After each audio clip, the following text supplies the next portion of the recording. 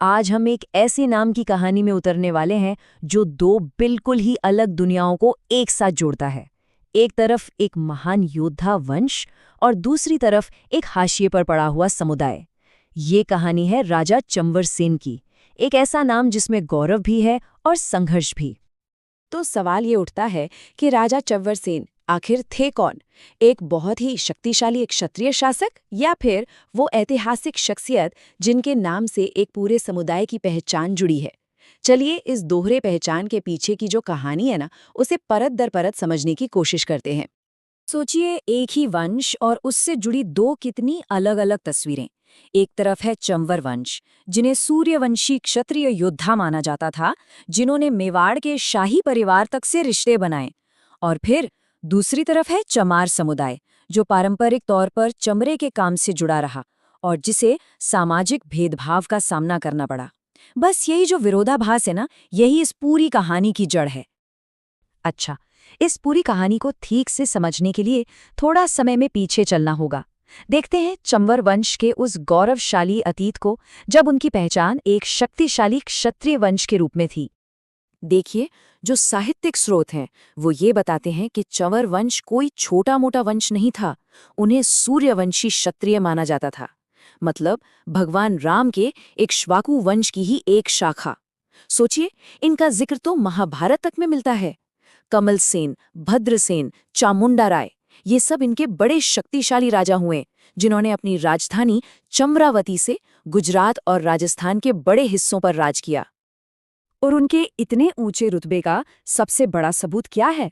वो है 8वीं शताब्दी में मेवाड़ के महान संस्थापक बप्पा रावल के साथ उनका वैवाहिक गठबंधन।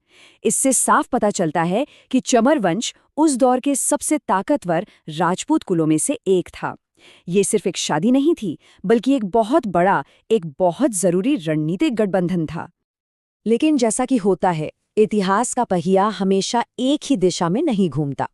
और फिर बाहरी हमलों ने इस गौरवशाली वंश की कहानी में एक ऐसा नाटकीय मोड़ ला दिया, जिसने उनकी किस्मत को, कह सकते हैं कि हमेशा के लिए बदल कर रख दिया।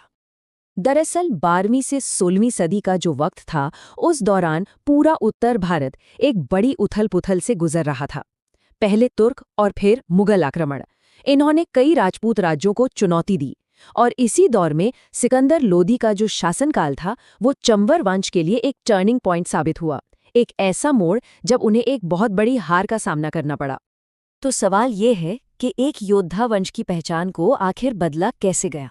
देखिए, जो स्रोत मिलते हैं उनके मुताबिक ये एक बहुत ही क्रूर और सोची समझी प्रक्रिया थी। हुआ ये कि युद्ध में हार के बाद जिन चंवरवंशी योद्धाओं ने अपना धर्म बदलने से साफ इनकार कर दिया, उन्हें सजा के तौर पर उन्हें अपमानित करने के लिए चमड़े का काम करने पर मजबूर किया गया। और कहते हैं कि बस यहीं से चमकार या चमार शब्द, जो पहले सिर्फ एक पेशा था, वो एक अपमानजनक पहचान बन गया। लेकिन ये कहानी सिर्फ दमन पर आकर खत्म नहीं हो जाती। हार के बाद भी इस समुदाय ने अपनी गरिमा, अपने सम्मान के लिए लड़ना कभी नहीं छोड़ा। चलिए अब बात करते हैं उनके आध्यात्मिक प्रतिरोध की और उन सामाजिक आंदोलनों की जो उन्होंने चलाए। और इस प्रतिरोध का सबसे बड़ा चेहरा बनकर उभरे 15वीं सदी के संत रविदास। वो सिर्फ एक आध्यात्मिक गुरु नहीं थे, बल्कि सामाजिक न्याय के लिए लड़ने वाले एक निडर योद्धा भी थे। कहा तो ये भी जाता है कि जब सिकंदर लोधी ने उन्हें बंदी बना लिया था, तब चमरवंशी योद्धाओं ने दिल्ली को घेर कर उन्हें छुड़वाया था। ये घटना अपने आप में ये दिखाती है कि समुदाय का स्वाभिमान और लड़ने का जो जज्बा था, वो अभी भी जिंदा था। फिर आई 20वीं सदी और इस पहचान को दोबारा स्थापित करने के लिए संगठित कोशिशें शुरू हुईं। 1910 में श्री चंवर पुराण जैसी किताबें छापी गई, जिन्होंने समुदाय को उनके शाही अतीत से जोड़ा। 1917 में जाटव वीर महासभा जैसे संगठनों ने अपने गौरवशाली इतिहास के बारे में पर्चे छापे, लोगों को बताया। इसी दौरान जाटव उपजाति ने तो अपनी वंशावली को भगवान कृष्ण के यदुवंश से भी जोड़ा। और बाद में डॉक्टर भीमराव अंबेडकर जैसे महान विचारकों ने इस बात पर जोर दिया कि कैसे जाति व्यवस्था ने इस तरह के गौरवशाली इतिहास को जानबूझकर दबाया था। लेकिन सवाल ये है कि इन सभी दावों के पीछे सबूत क्या हैं? और यहीं से ये कहानी अपने सबसे मुश्किल हिस्से में दाखिल होती है। ये बहस है इतिहास और स्मृति के बीच, यानी जो बातें समुदाय की यादों में हैं या पुराने ग्रंथों में हैं, क्या उन्हें जमीन पर मिले पुरातात्विक सबूतों का भी साथ मिला है? देखिए, सबूतों को लेकर ना एक बहुत बड़ी बहस है। एक तरफ तो महाभारत, पुराणों और लोक कथाओं जैसे मजबूत साहित्यिक और मौखिक स्रोत हैं, लेकिन दूसरी तरफ एक सच्चाई ये भी है कि चमर वंश के नाम से कोई सीधा शिलालेख, कोई सिक्का या फिर उनकी राजधानी चंद्रावती का कोई खंडर आज तक नहीं मिला है। यह इतिहास और स्मृति के बीच का कह सकते हैं कि एक क्लासिक टकराव है। और हाँ, एक दूसरा नजरिया भी है।